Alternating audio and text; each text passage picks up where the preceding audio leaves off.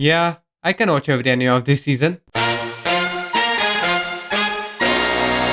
After making one of the dumbest decision, I embarked on the quest to watch every fucking anime of this season. And oh my god, there was so much. I mean so much anime. And they were not all good. But still, I honestly, genuinely watched every single one of the anime wholeheartedly to the completion. I was completely focused without any distraction whatsoever.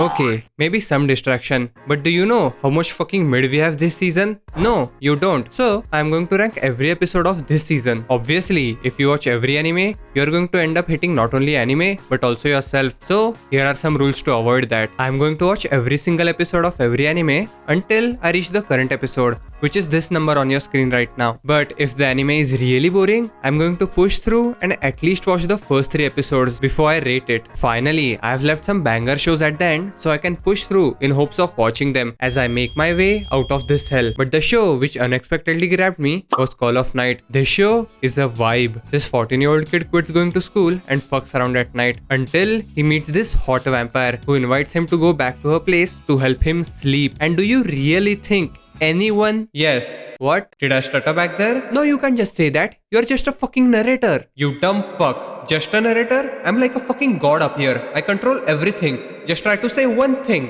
One single thing against me. Oh, for fuck's sake. Get wrecked, bitch. Next thing you know, he's lying down on a futon. And hey, look at that.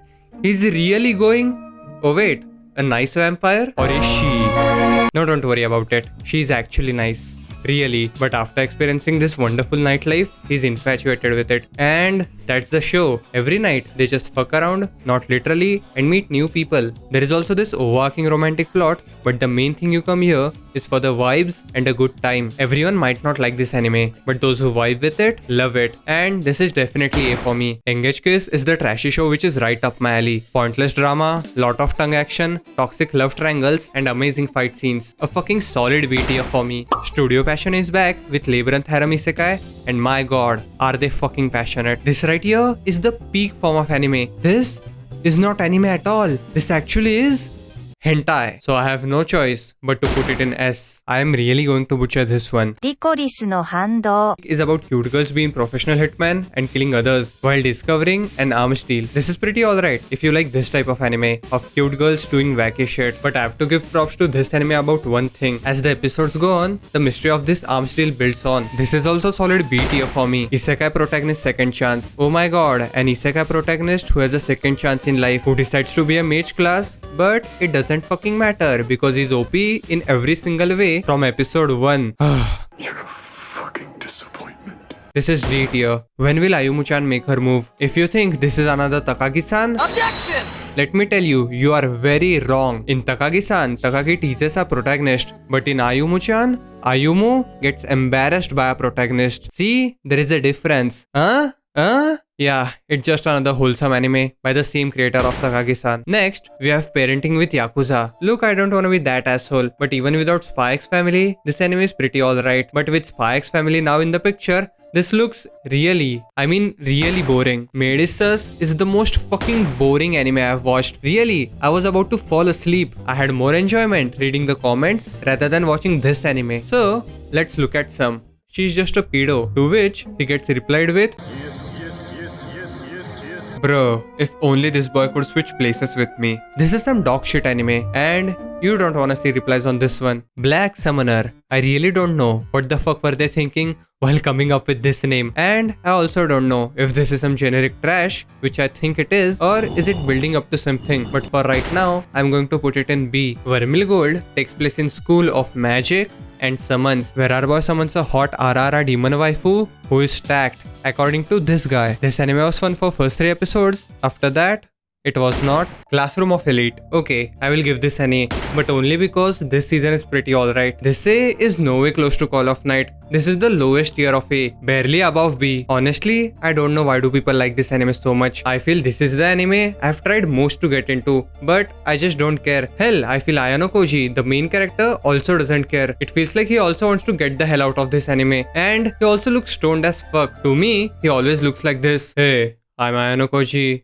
You are all useless. I have no friends and I want to get out of here. Look, I'm not cheating on it. I genuinely want to know why do people like this anime so much? If you can tell me why, please comment down below. Shadow House is back and this right here is true A tier. And I am not capping. Shadow House has ability to be extremely good, but whenever it has chance to excel, it somehow fucks it up. Shadow House is a show about, guess what? House of shadow people who express their emotion through human doll, and these dolls are actually human beings. And as we go further into the story, we discover the secrets and mystery of Shadow House and these shadow people. Shadow House cannot be completely classified as a horror and definitely not a slice of life. If I have to put it in a word, this anime is really unnerving. Every episode, you are watching these people do their daily life, which they feel it is right and comfortable, but to you, it is really bizarre, unnerving and creepy. Every episode, this feeling of uncomfort creeps up on you. We do not get jump scared like how the recent shitty horror movies do it, but the more we dive in and find out how the operations and mentality of this house works, we are really creeped out by it. If you especially hate the trendy recent horror genre, you should definitely try this. Lucifer and the Biscuit Hammer. This anime is a massive sigh. Not because it is bad, but I feel this is coming out in the wrong era. I feel if this anime came in between 2007 to 2013, it would have been massive. But right now, I feel those type of shows have lost their charm. And it does not help that the animation is just sad.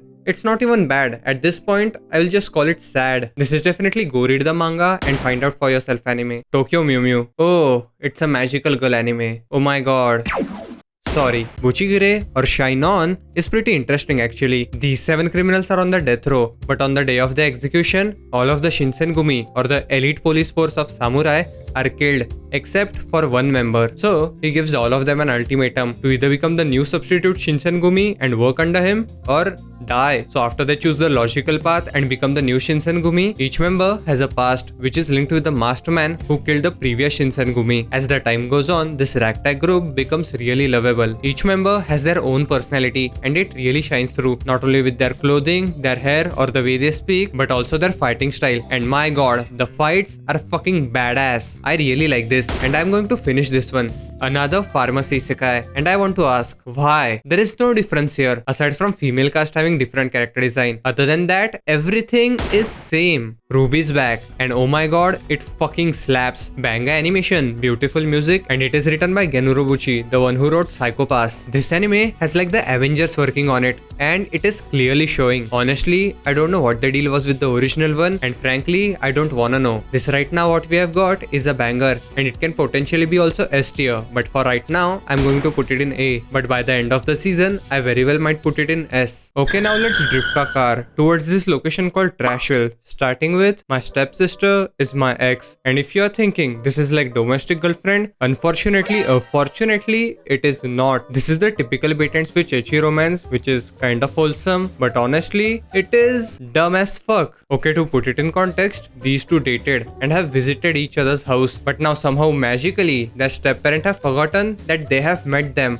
Like, what? This anime is also one of the trashy shows, which I know it is bad, but I'm going to watch it anyway. B tier. Okay, listen up. I know I've shat on Rent a Girlfriend, like a lot, but season 2 of Rent a Girlfriend is really going to be amazing. And I'm not capping, this is no copium or even hopium. Season 2, the movie arc is really amazing.